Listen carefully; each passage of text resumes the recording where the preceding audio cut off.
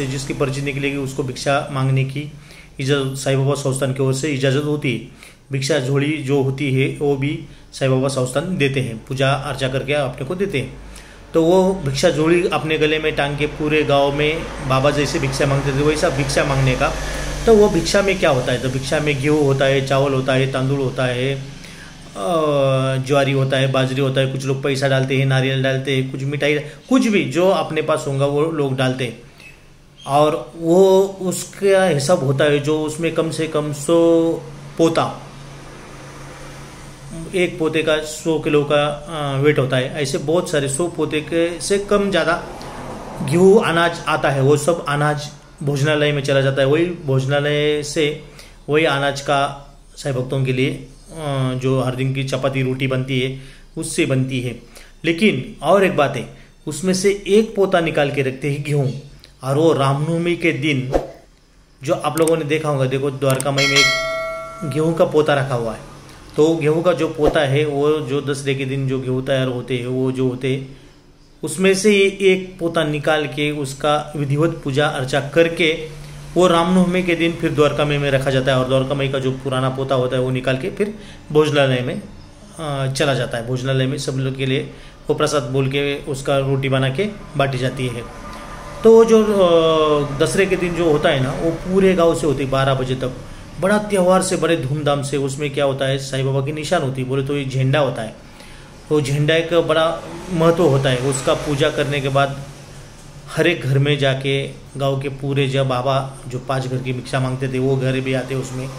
और उसके बाद में गांव में भी बाकी लोगों के पास भी जाके लोग बहुत बड़े रंगोली निकाल के बड़ी पूजा पंडाल विंडाल डाल के बाबा की फोटो वीटो लगा के बड़े स्पीकर वीकर लगा के बाबा के भजनों विजनों लगा के लोग अपने अपने घर के सामने वो सब चीज़ें रखते हैं और उसमें अनाज रखते हैं। तो ये भिक्षा वो झूले वाले 9 बजे शुरू होता है, 12 बजे तक चलता है और ये उसमें भिक्षा डालने का होता है।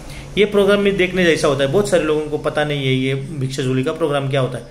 तो आप लोग शिरडी आइए, इस बार जरूर देखना, क्योंकि दसरे के दिन वो मंदिर से शुरू होती है, मंदिर में ख़त्म होती है। पूरे गांव से वो भिक्षा झोली मांगते हैं, बहुत सारी उसमें भीड़ होती है। और वो जो भिक्षा झोली का प्रोग्राम है वो अन्नदान के लिए होता है। वही काम आज जो साई पूजा चैनल के माध्यम से जो पूजा जी कर रही है, तो बहुत अच्छा काम ये पूजा जी कर रही है। और इसके लिए ये काम कोई अकेले आदमी का नहीं होता है। ये काम करने के लिए बहुत सारा चीज़ों की ज़रूरत पड़ती है। कुछ अन्नदान करना है तो कुछ गेहूँ चावल इसकी ज़रूरत पड़ती है, कुछ किसी का कुछ भी करना है तो पैसे की ज़रूरत पड़ती है, सब चीज़ों की ज़रूरत पड़ती है। तो मैं सब साईं भक्तों को विनती करूँगा कि जो आपका जो छोटे बहुत बड़ा पैसा देने की ज़रूरत नहीं, लेकिन जो आपके मन में है वो पूजा दीदी को देते जाओ। और वो जो सामाजिक कार्य कर रही है, जो गौर गरीब लोगों को खाना खिला रही है, लोगों की कुछ पूर्णतें पूरा कर रही है, वो लोगों को कुछ प्रॉब्लम है उसका पूरा कर रही है, दवा पानी कर रही है, खाना खिला रही है, सब चीज़ें करने के लिए एक आदमी का काम नहीं होता है। इसलिए आप सब लोग उसको सहयोग दें। और सभी साईं भक्तों को मैं विनती करता हूँ कि दसरे के दिन आए और जो बाबा का जो त्यौहार है वो देखे, अन्नदान का महत्व देखे, क्योंकि सबसे श्रेष्ठ दान होता है अन्नदान। और ये अन्नदान के लिए ही ये लोग काम करते हैं।